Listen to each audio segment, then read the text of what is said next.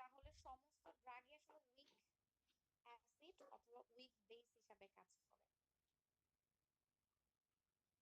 তো আয়নাইজেশন বলতে আমরা বোঝাই একটা মলিকিউল যখন প্রোটনেশন বা প্রোটনেশনের মাধ্যমে কোনো চার্জড মলিকিউলের তৈরি হয়, মানে আমরা সেটাকে বলি আয়নাইজেশন। এবং এই আয়নাইজেশনটা ডিপেন্ড করে একটা ড্রাগের পিকেএ এবং তার পিএইচ ভ্যালুর উপর। So the rate of drug absorption is directly proportional to the concentration of the drug at absorbable form. এটা খুব ইম্পর্টেন্ট একটা লাইন, যে অ্যাবজর্পশন সাইটে একটা ড্রাগের কনসেন্ট্রেশন কত আছে তার উপরে rate of drug absorption depend করে না। কিসের উপর ডিপেন্ড করে? যে ড্রাগটা কতটা অ্যাবজর্বেবল ফর্মে আছে। যদি ড্রাগটা আনঅ্যাবজর্বেবল ফর্মে, কোনোভাবেই অ্যাবজর্পশন হবে না। এখন এই অ্যাবজর্বেবল ফর্ম বলতে আসলে কি বোঝায়? অ্যাবজর্বেবল ফর্ম বলতে বোঝায় আনআয়োনাইজড ফর্ম। একটা ড্রাগকে যদি সেল মেমব্রেন ক্রস করতে হয় তাহলে সেটা যদি আয়োনাইজড অবস্থায় থাকে বা আনচার্জড অবস্থায় থাকে, সেই ড্রাগগুলোর পারমিয়াবিলিটি বলো বা অ্যাবজর্পশন রেট থাকে। কোনো ড্রাগ যদি আয়োনাইজড হয়ে যায়, ইউজুয়ালি সেই সব ড্রাগের বা অ্যাবজর্পশন রেট কমে যায়। এখন কোন ড্রাগ যদি অ্যাবজর্পশন হয় না, সরি আয়োনাইজেশন হয়, সেই ক্ষেত্রে আবার কি হয়? গুড ওয়াটার সলিবিলিটি থাকে। যত বেশি আয়োনাইজড হবে তার ওয়াটার সলিবিলিটি কিন্তু বাড়বে, দরকার। তো এখানে একটা উদাহরণ আছে যে barbituric acid is inactive because it's a strong acid. Barbituric acid যখন থাকে এই ফর্মটাতে, এটা একটা ইনঅ্যাক্টিভ ড্রাগ। কিন্তু যখন আমরা এটাকে সাবস্টিটিউশন করে 5,5 ডাই সাবস্টিটিউট বারবিচুরিক অ্যাসিড তৈরি করব, তখন কি হবে? এটা একটা উইক অ্যাসিড হয়ে যাবে এবং যার কারণে এটা আমাদের সিএনএস কে ক্রস করে আমাদের এন্টি ডিপ্রেসেন্ট বা সিএনএস ডিপ্রেসেন্ট ইফেক্টটা কিন্তু দিবে। ঠিক আছে? সো এই যে এটা আসলে স্ট্রং অ্যাসিড থেকে উইক অ্যাসিড করা হলো, সেই ক্ষেত্রে এটার অ্যাক্টিভিটি কিন্তু বেড়ে গেল। সো সেল মেমব্রেন এটা কি একটা লিপিড, তাই না? আমাদের সেল মেমব্রেনটা একটা lipid.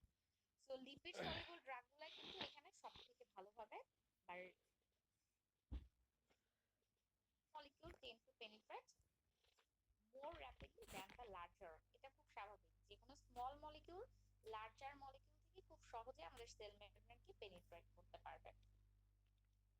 The weak organic acid or base existing in unionized and ionized form in an aqueous environment.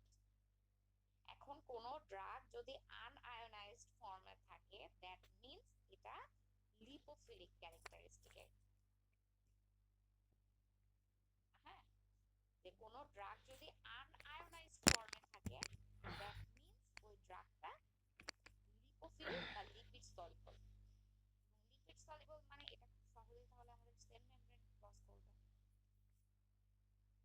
আর যদি কোনো ড্রাগ আয়োনাইজড ফর্মে থাকে তাহলে তার ওয়াটার সলিবিলিটি বেশি থাকবে। দ্যাট মিন্স এটা একটা হাইড্রোফিলিক ড্রাগ, এবং হাইড্রোফিলিক ড্রাগের হাই ইলেকট্রিক্যাল রেজিস্ট্যান্স থাকে। দ্যাটস ওয়াই এটা কিন্তু সেল মেমব্রেন খুব ইজিলি ক্রস করতে পারে না। ঠিক আছে?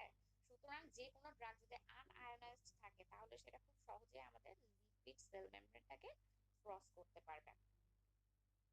এবং যে ড্রাগগুলা উইক অ্যাসিড, কোন ড্রাগের নেচার যদি উইক অ্যাসিড হয় তাহলে সেটা অ্যাসিডিক এনভায়রনমেন্টে ভালোভাবে অ্যাবসর্পশন হবে। কারণ কি? ওখানে কোনো আনআয়োনাইজ, ওখানে কিন্তু কোনো ধরনের আয়োনাইজেশন হবে না, তাই না?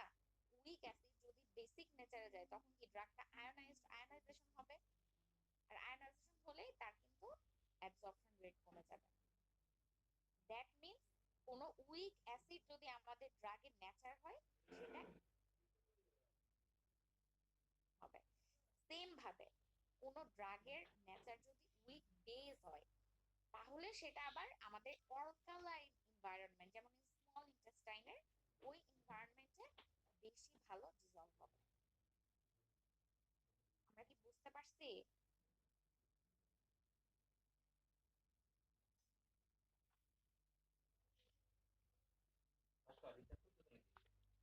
ক্লাস করতেছি।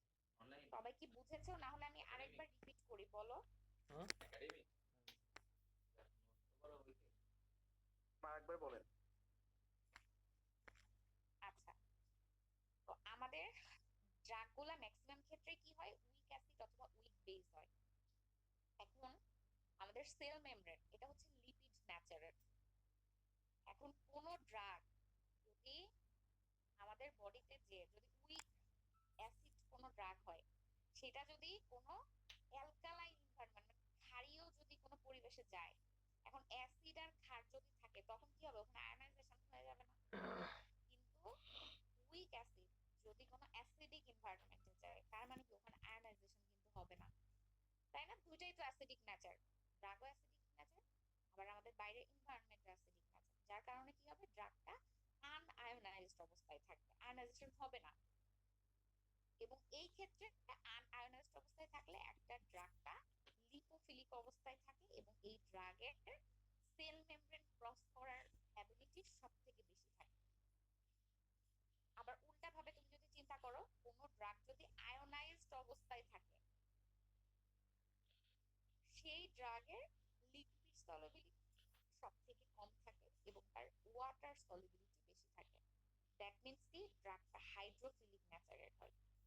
এবং কোন ড্রাগ যদি হাইড্রোফিলিক নেচারের হয়, তাহলে তার হাই ইলেকট্রিক্যাল রেজিস্ট্যান্স থাকার কারণে সেটা সেল মেমব্রেন খুব ইজিলি ক্রস করতে পারে না। এই জন্য কোন ড্রাগ যদি আনআয়োনাইজড অবস্থায় থাকে, সেটা খুব ইজিলি আমাদের সেল মেমব্রেন ক্রস করবে। আর কোন ড্রাগ যদি আয়োনাইজড ফর্মে থাকে, সেটা তাহলে অ্যাকুয়াস এনভায়রনমেন্টে খুব সহজে ডিসলভ হবে, কিন্তু সেটা খুব ইজিলি আমাদের সেল মেমব্রেন ক্রস করতে পারবে না।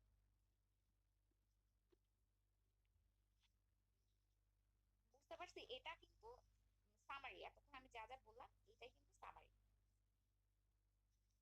তাহলে কোন ড্রাগ যদি আনআয়োনাইজড অবস্থায় থাকে, তাহলে সেটা লিপোফিলিক ক্যারেক্টারিস্টিকের এবং সেটা খুব সহজেই অ্যাবজর্পশন হবে। এবং যেই ড্রাগ উইক অ্যাসিড, সেটা অ্যাসিডিক এনভায়রনমেন্টে ভালো মতো অ্যাবজর্পশন হবে। আবার যেই ড্রাগ উইক বেস, সেটা বেসিক এনভায়রনমেন্টে ভালোভাবে অ্যাবজর্পশন হবে। এবার বুঝছি? জি ম্যাম, বুঝছি। আচ্ছা, এখন এখানে এই যে কিছু, এইটা আসলে তোমাদের দরকার নাই, এটাও যে কেমিস্ট্রি, তোমরা এটা নিশ্চয়ই পড়েছো যে হ্যান্ডারসন হ্যাসেলবার্গ ইকুয়েশন, যেটা এখানে কিভাবে আয়নাইজেশনটা হয় এটাকে দেখানো হয়েছে। তো এটা পরীক্ষা আসলে দিব না, আমি জাস্ট তোমাদেরকে বোঝানোর জন্য রাখা হয়েছে যে একটা ড্রাগ কিভাবে আয়নাইজেশন হয়, যে আনআয়োনাইজড অ্যাসিড থেকে এটা যে ওয়াটারের সাথে মিশলে এটা হচ্ছে কনজুগেট অ্যাসিড এবং কনজুগেট বেস তৈরি করে। তোমরা এগুলো পড়ছো না সবাই?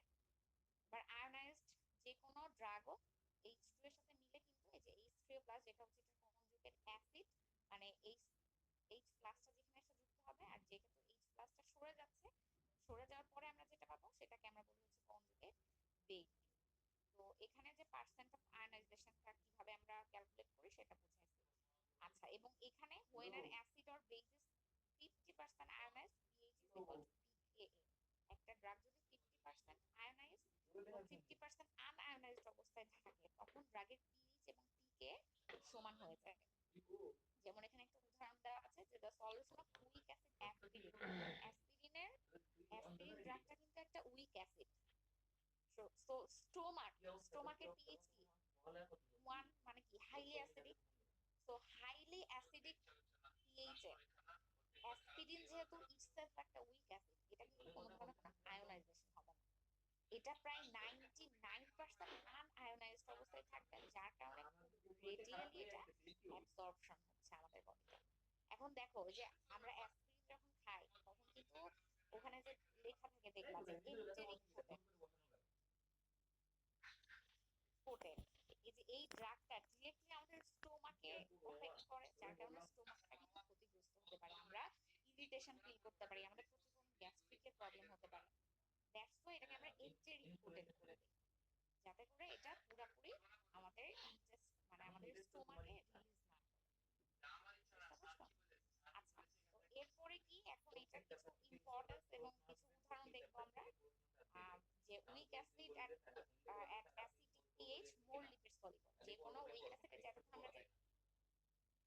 বললাম অ্যাসিডিক পিএইচে এটা মোর লিপিড সলিবল থাকে এবং এটা আনচার্জড অবস্থায় থাকে, দ্যাটস ওয়াই এটা বায়োলজিক্যাল মেমব্রেন থাকে খুব সহজেই ক্রস করতে পারে। আবার উইক বেস যদি অ্যালকালাইন পিএইচে থাকে তাহলেও এটা মোর লিপিড সলিবল থাকে, কারণ কি এটা আনচার্জড অবস্থায় থাকে। আনচার্জড মানে কি এটার কোন ধরনের কোনো চার্জের ডিফারেন্স থাকে না, যেহেতু একই পিএইচ থাকে, তাই তো।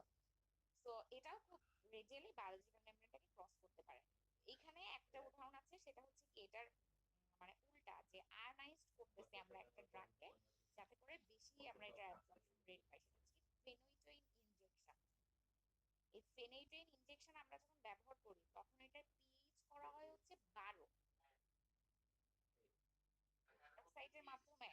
এটার পিএইচ আমরা 12তে নিয়ে যাই যাতে করে ড্রাগটা 99.98% আয়োনাইজড ফর্মে থাকে। কেন বলতো? এটা পিএইচ 12তে আমরা ফর্মুলেট করি to ensure that the drug is 99.98% ionised. কারণ হচ্ছে ফিনোইটোইন এটা হচ্ছে উইক অ্যাসিড, ঠিক আছে। এটা হচ্ছে একটা উইক অ্যাসিড এবং এটার পিকেএ হচ্ছে প্রায় 8.3 এবং এটা নন আয়োনাইজড অবস্থায় থাকে, ফ্রি অ্যাসিড ফর্মে। যার কারণে এটা কি হয়, এটা ওয়াটারে টোটালি ইনসলিবল অবস্থায় থাকে। এখন তুমি যেহেতু এটাকে ইনজেকশন ফর্মুলাতে দিচ্ছ, ইনজেকশন ফর্মুলাতে দিতে হলে কি করতে হবে বলতো? এটার সলিবিলিটিটা কিন্তু বাড়াইতে হবে। এটার সলিবিলিটি এই জন্যই আমরা বাড়াবো যাতে করে কি এটা ওয়াটারে খুব ভালো মতো সলিবল হয়, এবং এই ওয়াটারের সলিবিলিটি বাড়ানোর জন্য আমরা এটার পিএইচটা এর পিকের উপরে নিয়ে যাই। এটার পিকে হচ্ছে 8.3, যার কারণে আমরা পিএইচটা পিকে কে এক্সিড করে 12তে নিয়ে যাই। যার কারণে এই যে ফেনুইটোইন এটা কি একটা উইক অ্যাসিড না? তো উইক অ্যাসিড এটা কিন্তু কমপ্লিটলি অ্যানায়নিক ফর্মে চলে যাবে যদি এত পিএইচ এ নেই। যার কারণে এটা তখন ওই যে সল্ট ফর্মেশন করবে, যেটা আবার ওয়াটার সলিবল। যে সোডিয়াম হাইড্রোক্সাইড আছে না এখানে, তখন কি করে যে ফেনুইটোইন সোডিয়াম তৈরি করে, যেটা হচ্ছে একটা ওয়াটার সলিবল সল্ট। এখন এই হাই সলিবিলিটিটা কিন্তু অবশ্যই আমাদের দরকার যদি আমরা ইনজেক্টেবল সলিউশন তৈরি করতে চাই, ঠিক আছে। তো দেখো এই পিএইচটা বা পিকেটা আমরা কিন্তু একটা ড্রাগের সলিবিলিটিটাকে মেইনটেইন করতে সাহায্য করে, মানে সলিবিলিটিটাকে মেইনটেইন করতেও কিন্তু আমরা এটা সাহায্য নিয়ে থাকি, যে আয়নাইজেশন করতেছি কখন আবার আনআয়নাইজেশন করতেছি, তাই তো। তো এতক্ষণ আমরা সবগুলো দেখতেছিলাম যে আনআয়নাইজড অবস্থায় একটা ড্রাগ সব থেকে বেশি কি করতে পারে, আমাদের সেল মেমব্রেন ক্রস করতে পারে। তো আমরা যদি জিআইটি ড্রাগ দিয়ে কোনো ড্রাগ দেই তখন আমরা চাইবো ড্রাগটা যাতে আনআয়নাইজড অবস্থায় থাকে টু গেট 100% অ্যাবজর্পশন। কিন্তু এই যে এখানে যখন আমরা উইক অ্যাসিড এবং এটার পিকে হচ্ছে প্রায় 8.3, যার কারণে এটা সোডিয়াম হাইড্রোক্সাইডের সাথে আমরা দিব, যেটার পিএইচ হচ্ছে 12 করে দিব, মানে পিকে কে যাতে এক্সিড করে। এই অবস্থায় কি হবে, এই ফিনোইটোইনটা কমপ্লিটলি অ্যানায়নিক ফর্মে চলে আসবে। আর এটা যদি অ্যানায়নিক ফর্মে আসবে আর ওখানে সোডিয়াম হাইড্রোক্সাইড আছে Na+OH-, তো তখন কি হবে, ওই সোডিয়াম এবং ফিনোইটোইন মিলে সলিবল হবে। আর ওয়াটার সলিবল হলেই কিন্তু আমরা এই যে ওয়াটার সলিবল ইনজেকশনটা তৈরি করতে পারবো, বুঝতে পারছো? এই হচ্ছে ব্যাপার। আচ্ছা, এরপরে কি রেডক্স পটেনশিয়াল, এটাও খুব important. So redox potential may be defined as the quantitative expression of tendency of a compound that has to give or receive electron। মানে একটা কম্পাউন্ড কি পরিমাণ ইলেকট্রন রিসিভ করতে পারে অথবা ছাড়তে পারে, এর এর যে কোয়ান্টিটেটিভ এক্সপ্রেশন এটাকে আমরা বলি হচ্ছে রিডক্স পটেনশিয়াল। তো যে কোনো লিভিং অর্গানিজমের জন্য আহ আমাদের রিডক্স পটেনশিয়ালটা পরিমাপ করা খুবই কঠিন ব্যাপার, কিন্তু আমাদের বডিতে প্রত্যেকটা সিস্টেমের মধ্যেই কিন্তু রিডক্স রিঅ্যাকশন হচ্ছে, তাই না? প্রত্যেকটা সিস্টেমের মধ্যে কিন্তু রিডক্স পটেনশিয়াল আছে আসলে। তো এটাকে আমরা এই ইকুয়েশনটার মাধ্যমে ক্যালকুলেশন করতে পারি। pH is equal to E10 minus 0.06/n into concentration of reactant by concentration of oxidant। এখানে EH মানে আমরা যেই সিস্টেমের রিডক্স পটেনশিয়ালটাকে মেজারমেন্ট করতে চাই, আর E10 এটা হচ্ছে গিভিং পিএইচ একটা স্ট্যান্ডার্ডের যে পটেনশিয়াল, আর এন হচ্ছে কি কি নাম্বার অফ ইলেকট্রন ট্রান্সফার। তো এই যে ইকুয়েশনটা এর মাধ্যমে আমরা বের করতে পারবো একটা সিস্টেমের রিডক্স পটেনশিয়াল কত। আচ্ছা, তাহলে আমাদের বডিতে যেহেতু একটা ড্রাগের অ্যাবজর্পশন হচ্ছে, ডিস্ট্রিবিউশন হচ্ছে, মেটাবলিজম এক্সপ্রেশন হচ্ছে, তো এটা বিভিন্ন ইভেন্টের মাধ্যমে হওয়ার কারণে এখানে কিন্তু একসময় অক্সিডেশন রিঅ্যাকশন হতে পারে, আবার কখনো রিডাকশন রিঅ্যাকশন হতে পারে। তো এইখানে এটার আসলে ইম্পর্টেন্সটা কি, এটার একটা উদাহরণ দিয়ে আমরা দেখতে পারি। এখানে হচ্ছে রিবোফ্লাভিন, রিবোফ্লাভিন 1, এটা হচ্ছে একটা ড্রাগ, এটা হচ্ছে এক ধরনের ভাইটামিন আসলে। তো রিবোফ্লাভিন 1 এটা কি করে, এটা হচ্ছে একটা ইলেকট্রনকে অ্যাকসেপ্ট করে। এটার স্ট্রাকচারটা একটু দেখো, এখানে একটা বেনজিন রিং আছে, আর এখানে হচ্ছে একটা মানে দুইটা নাইট্রোজেন দিয়ে একটা রিং আছে, হেটারো অ্যারোমেটিক রিং যেটা, আর এই পাশে আরেকটা আমাদের হেটারো অ্যারোমেটিক রিং আছে। তো এই ক্ষেত্রে রিবোফ্লাভিন 1টা যখন একটা ইলেকট্রন অ্যাকসেপ্ট করে তখন কি হয়, ডাইহাইড্রো 2 রিবোফ্লাভিন তৈরি করে। এই যে এখানের যে নাইট্রোজেনটা, এই নাইট্রোজেনে একটা হাইড্রোজেন এখানে কিন্তু যুক্ত হয়ে যাবে, ঠিক আছে, এবং তার সাথে কি এই বন্ডটা শুধুমাত্র চেঞ্জ হয়ে যাবে। তো এইখানে কি হয়, এখানে রিঅ্যাকশনের রিডাক্স পটেনশিয়াল হচ্ছে -0.185 ভোল্ট। ঠিক আছে, এটা হচ্ছে রিবোফ্লাভিন 1 থেকে ডাইহাইড্রো 2 ফর্মে আসলো। এখন একজন বিজ্ঞানী আরেকটা অ্যানালগ হচ্ছে কি 2 মিথাইল গ্রুপ অ্যাড করছে, এবং সরি 2 মিথাইল গ্রুপ, এখানে যে দুইটা মিথাইল গ্রুপ আছে সেটা হচ্ছে ক্লোরিন গ্রুপ দিয়ে রিপ্লেস করছে। ঠিক আছে, তার মানে কি, এবং যে এই অ্যানালগ তৈরি করার সময় আমরা রিডাক্স পটেনশিয়াল পাইলাম -0.095 ভোল্ট। এবং দেখা গেল যে এই অ্যানালগটার কিন্তু একটা অ্যান্টাগনিস্টিক প্রপার্টি আছে, যেটা কিন্তু এই ডাইহাইড্রো 2 রিবোফ্লাভিনের ছিল না। অ্যান্টাগনিস্টিক প্রপার্টি কেন, এই যে ডাইক্লোরো ডাইহাইড্রো ফর্ম, এটা হচ্ছে কুইকার রিডিউসিং এজেন্ট। যেহেতু এটা রিডিউসিং ক্যাপাবিলিটিটা কমে গেছে, দ্যাটস ওয়াই এটার কিন্তু কি হয়েছে, অ্যান্টাগনিস্টিক প্রপার্টিটা বেড়ে গেছে। তো কোন ড্রাগকে আমরা যদি অ্যাগনিস্ট বা অ্যান্টাগনিস্ট করতে চাই, সেই ক্ষেত্রেও আমরা কিন্তু তার রিডক্স পটেনশিয়ালের এই ক্যাপাবিলিটিটাকেও গ্রহণ করতে পারি বা তাকে ইউজ করতে পারি। ঠিক আছে, তো এই যে অ্যান্টাগনিস্টিক প্রপার্টি যেহেতু দেখা গেছে, so it may be absorbed at the specific receptor site but may not riboflavin। ঠিক আছে, সবার কি ক্লিয়ার হয়েছে?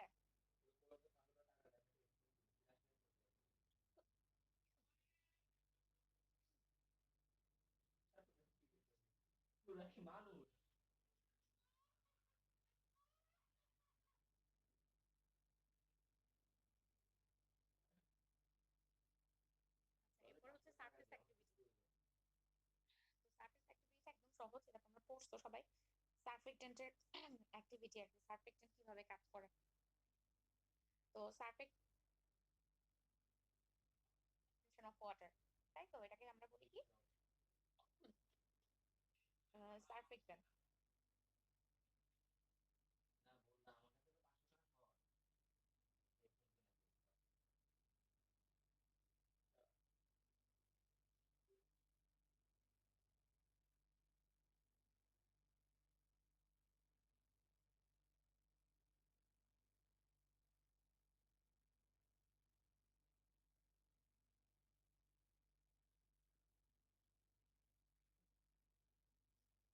আচ্ছা, তো সারফেক্টেন্ট আমরা কাকে বলি, যেই ম্যাটেরিয়াল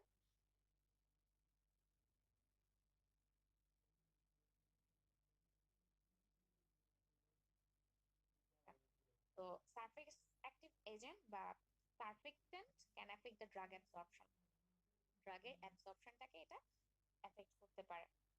এবং এটা কিছু ফ্যাক্টরের উপর ডিপেন্ড করে, যেমন হচ্ছে কি আমাদের সারফেক্টেন্টের কেমিক্যাল নেচারটা কেমন, এটা কি অ্যানায়নিক নাকি ক্যাটায়ন,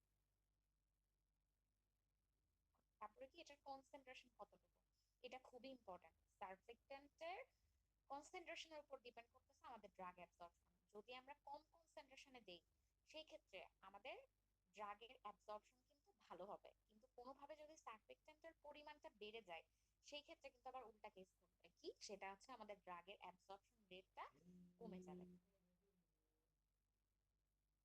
মাইসেলি ফর্মেশন। মাইসেলি ফর্মেশন এবং এটার বায়োলজিক্যাল মেমব্রেনের উপর কি ইফেক্ট আছে এটার উপরও সারফেস অ্যাক্টিভ এজেন্টের অ্যাক্টিভিটিটা ডিপেন্ড করে। এখন এই যে আমরা দেখলাম যে সারফেস অ্যাক্টিভ এজেন্ট আমরা যদি হাই কনসেন্ট্রেশনে দেই সেক্ষেত্রে আমাদের ড্রাগের অ্যাবজর্পশনটা কমে যায়। কেন বলো তো?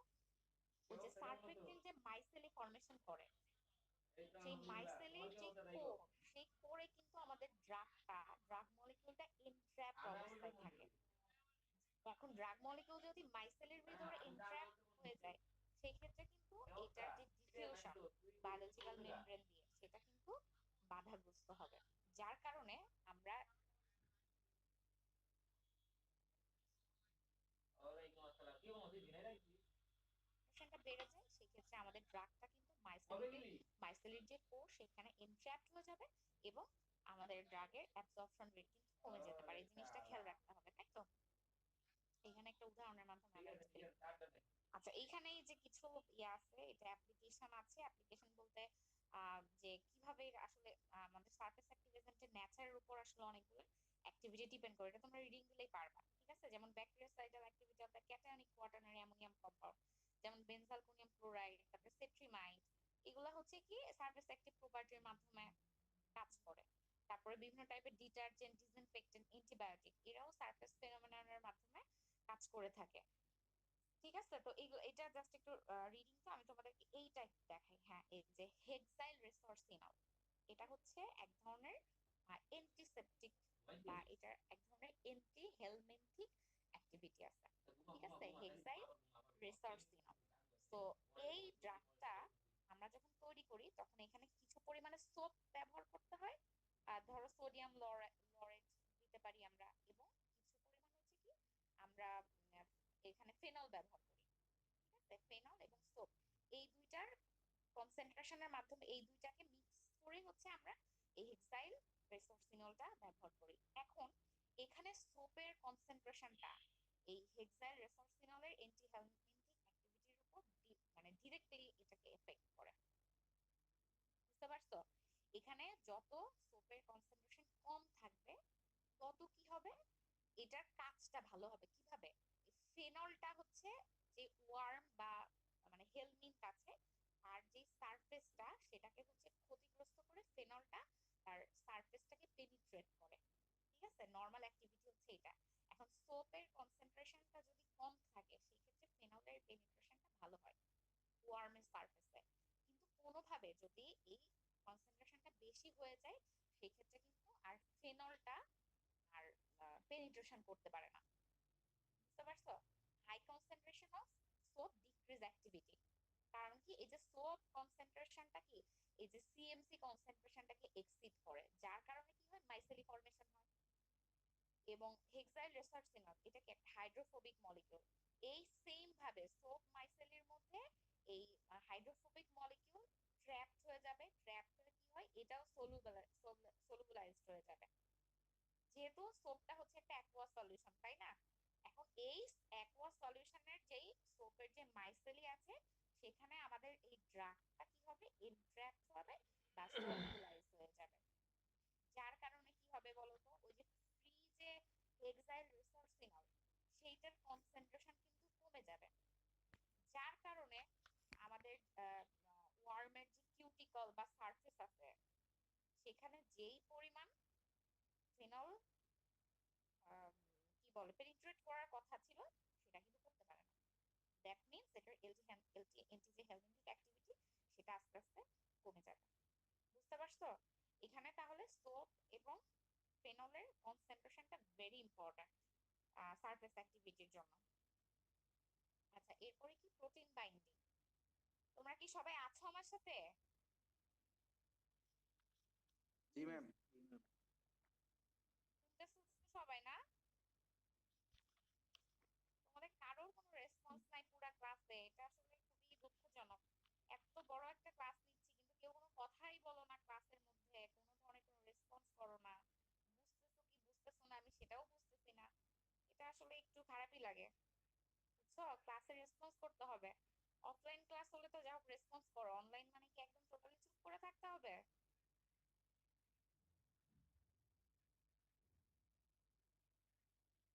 এই জন্য আমি অনলাইন ক্লাসে সবাই ভিডিও অন করবা, বাট এটা আসলে বাসায় থাকলে অনেকের জন্য টাফ হয়ে যায়, এটা বুঝি। দ্যাটস ওয়াই আমি আসলে এটার জন্য কখনো জোর করি না, কিন্তু তার মানে এই যে তোমরা কোনো কথা বলবা না, রেসপন্স করবা না, খুবই দুঃখজনক।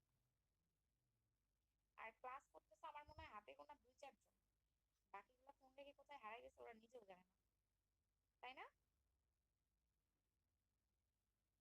দেখি কয়েকজনকে একটু কথা বলি কয়েকজনের সাথে। মাসুম, আছো?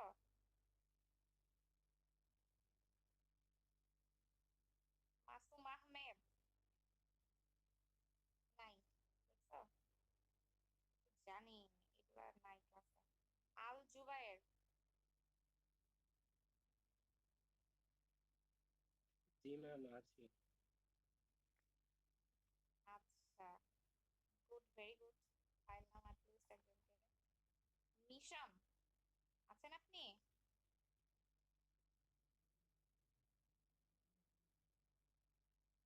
আহসানুল হক নিশান, আপনি কি মিশনে আছেন কি নাই? নাই, দেখছো অবস্থা? কি করা উচিত এদেরকে বলো? এইগুলা ক্লাসে জয়েন করে সব দৌড় মারছে কোথায়, ফোন হয়তো পকেটে নিয়ে ঘুরে বেড়াইতেছে।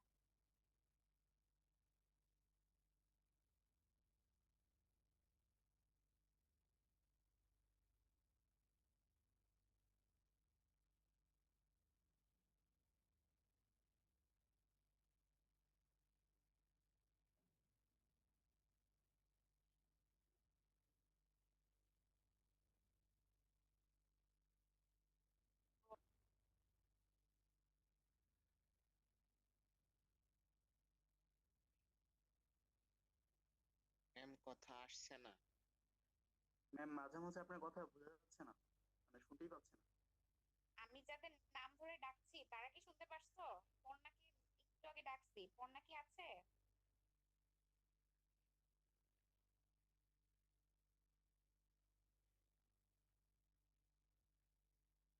মাসুম নাই, তারপর আর কি আছে?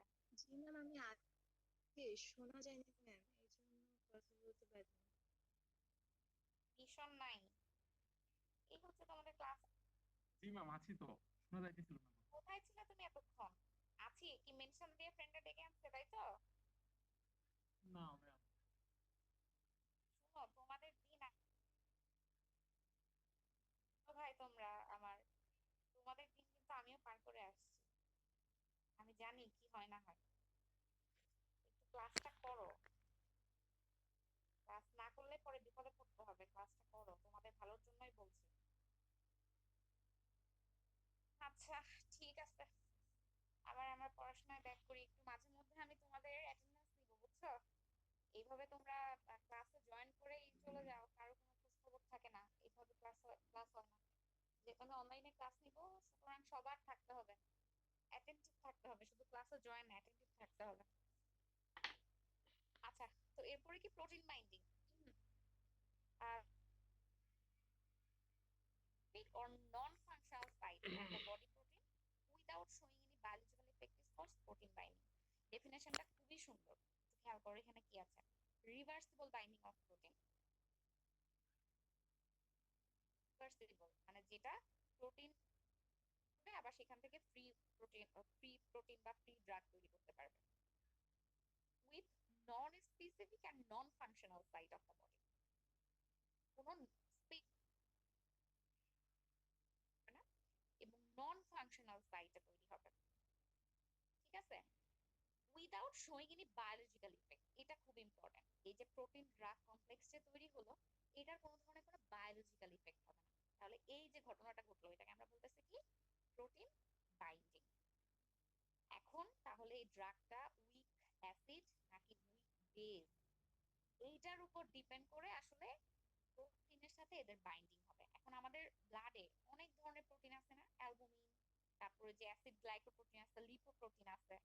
তো ম্যাক্সিমাম ড্রাগই কি করে, অ্যালবুমিনের সাথে বাইন্ড করে, কিন্তু অন্যান্য প্রোটিনের সাথেও কিন্তু বাইন্ড করার ক্যাপাবিলিটি আছে। এখন কোন ড্রাগ প্রোটিনের সাথে যদি বাইন্ড করে বেশি, সেক্ষেত্রে কি হবে, ফ্রি ড্রাগের পরিমাণ কিন্তু কমে যাবে। আর ফ্রি ড্রাগের পরিমাণ যত কমে যাবে, আমাদের রিসেপ্টরের সাথে বাইন্ড করার জন্য ড্রাগের কনসেন্ট্রেশনও তত কমে যাবে। ঠিক আছে? সুতরাং ফ্রি ড্রাগের পরিমাণ যদি বেশি থাকে, সেই ক্ষেত্রে কি হবে, আমাদের ড্রাগের কনসেন্ট্রেশন বেশি থাকবে রিসেপ্টরে বাইন্ড করার জন্য। আবার যেই ক্ষেত্রে প্রোটিনের সাথে বেশি বাইন্ড করবে ড্রাগগুলা, সেই সব ড্রাগগুলা কিন্তু খুব সহজে বডি থেকে এক্সক্রিয়েটেড হয়ে যাবে। ঠিক আছে? এই হচ্ছে একদম নরমাল একটা সিস্টেম। আচ্ছা, এরপরে কি স্টিরিওকেমিস্ট্রি অফ দ্য ড্রাগ, এটা কিন্তু আমাদের লাস্ট ফিজিকোকেমিক্যাল প্রপার্টি, পরে আমরা আজকে শেষ করব। ম্যাম স্টেরিওকেমিস্ট্রি বলতে আমরা আসলে কি বুঝি? স্টেরিওকেমিস্ট্রি হচ্ছে কি, একটা মলিকিউলের থ্রি ডাইমেনশনাল যে নেচার, সেটার যে স্টাডি, আমরা সেটাকে বলি কি স্টেরিওকেমিস্ট্রি। এবং এটা মূলত একটা কাইরাল মলিকিউল থাকবে আমাদের যে মলিকিউলে, তার সম্পর্কে স্টাডি করা হবে। এবং এই স্টেরিওকেমিস্ট্রি এটা কিন্তু ফার্মাকোলজিক্যাল প্রপার্টিটাকে major role in the pharmacological property. যেমন any change in stereo specificity of the drug will effect pharmacological activity. আবার আইসোমারিক যে পেয়ার গুলো আছে, আইসোমার মানে আমরা সবাই এতদিন জেনে গেছি, অর্গানিক কেমিস্ট্রিতে সবাই পড়ছো তোমরা। তো এই আইসোমার যে পেয়ার গুলা বা ড্রাগ গুলা আছে, এদের ফিজিক্যাল প্রপার্টি ডিফারেন্ট হতে পারে, ডিফারেন্ট হতে পারে। ঠিক আছে?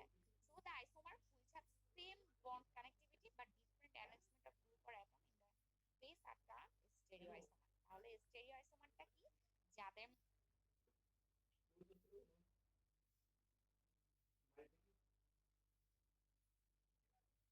তাদের অ্যারেঞ্জমেন্ট গুলা ডিফারেন্ট হবে। এই টাইপের যে আইসোমার, সেটাকে আমরা বলি স্টেরিওআইসোমার। সো এটার ইম্পর্টেন্সটা কি, most of an only one form show correct physiological and pharmacological action. যদি দুইটা আইসোমার হয়, তার মধ্যে একটার ফিজিওলজিক্যাল এবং ফার্মাকোলজিক্যাল অ্যাকশন থাকে এবং আরেকটার কিন্তু কোনো ধরনের কোনো অ্যাক্টিভিটি থাকে না। যেমন only one enantiomer of morphine is activist analgesic. মরফিনের দুইটা অ্যাক্টিভিটি দেখায়। তারপর এনানশিওমার, সেটা আমাদের বডিতে মেটাবলাইজড হয়ে এনার্জি প্রডিউস করে। আবার অ্যাড্রেনালিনের একটা এনানশিওমার, এটা নিউরোট্রান্সমিটার হিসেবে কাজ করে। ঠিক আছে? সুতরাং আমরা দেখতেছি যে যে এনানশিওমার গুলো যে তৈরি হয়, এটার একটা সাধারণত বায়োলজিক্যালি অ্যাক্টিভ থাকে, অন্য যেটা থাকে সেটা হচ্ছে ইনঅ্যাক্টিভ থাকে, লেস অ্যাক্টিভ থাকতে পারে, ইভেন সেটা টক্সিক হতে পারে। ঠিক আছে? তো এখানে দুটো উদাহরণ আছে, একটা হচ্ছে এস আইবুপ্রোফেন, আর কি এন্টি ইনফ্ল্যামেটরি ইফেক্ট আছে, তাই না? এটা মেইনলি এনএসাইডস ড্রাগ। এটা আইবুপ্রোফেন, এটা হচ্ছে এক ধরনের এনএসাইডস ড্রাগ। তো এখানে দুইটা অপটিক্যাল আইসোমার আছে, একটা হচ্ছে আর দিয়ে আর মাইনাস বোঝানো হয়। এখন এদের যেহেতু এরা স্টেরিও আইসোমার, তো এদের মেল্টিং পয়েন্ট, বয়লিং পয়েন্ট বা সলিবিলিটি কিন্তু সেম, বাট এদের ফার্মাকোল ফর্ম যেটা, এর ফার্মাকোলজিক্যাল অ্যাক্টিভিটি আছে, ফার্মাকোলজিক্যালি অ্যাক্টিভ। কিন্তু এই আর আর আইবুপ্রোফেন যেটা, এর কিন্তু কোনো ধরনের কোনো অ্যান্টি ইনফ্ল্যামেটরি ইফেক্ট নাই, যেটা এস আইবুপ্রোফেনের আছে।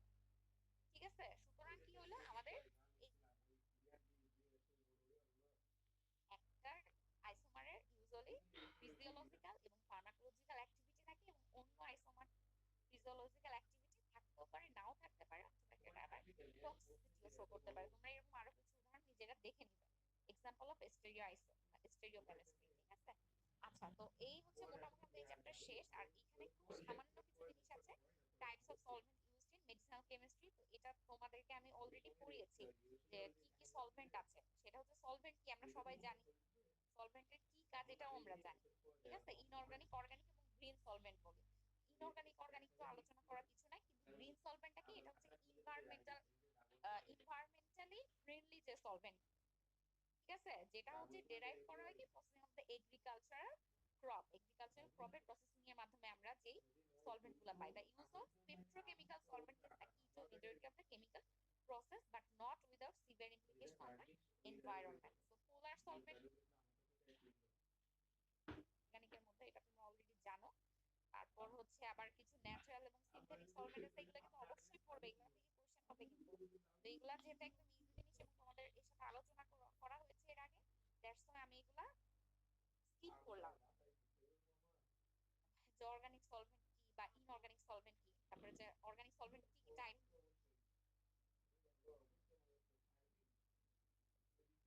নেচার, লো বয়লিং পয়েন্ট, কালারলেস লিকুইড, এগুলো কিচ্ছু বোঝানোর নাই। তারপরে কোনগুলো সব থেকে বেশি ব্যবহার করা হয়, যেমন হচ্ছে কি তোমার অ্যাসিটোন ডাই মিথাইল ফরমাইড ডাই,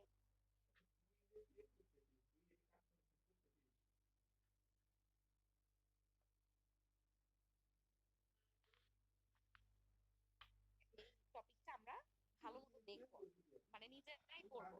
রিক্রিস্টালাইজেশনটা আসলে কেন করা হয়, সাধারণত কোনো সিনথেসিসের সময় আমরা যদি কোনো ইমপিউরিটি রিমুভ করতে চাই বা সেপারেট করতে চাই সলিড কম্পাউন্ড থেকে, তখন আমরা এই রিক্রিস্টালাইজেশন